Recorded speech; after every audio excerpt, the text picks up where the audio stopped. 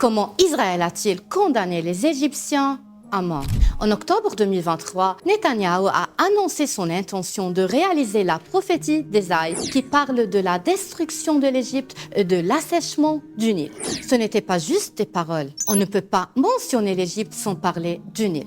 Les périodes de famine dans l'histoire de l'Égypte ont toujours été liées à son assèchement, le plus grand fleuve du monde, dont une partie prend sa source en Éthiopie, traverse le Soudan avant d'atteindre l'Égypte, où il fournit 97% de l'eau douce des Égyptiens. Pour les Éthiopiens, il est la base du plus grand projet hydroélectrique d'Afrique, le barrage de la Renaissance. Ce barrage retient 74 milliards de mètres cubes d'eau du Nil bleu dans un immense réservoir pour produire de l'énergie. L'Éthiopie contrôle le débit de l'eau vers l'Égypte via des turbines en veillant à ce que le réservoir ne descende pas en dessous de ce seuil.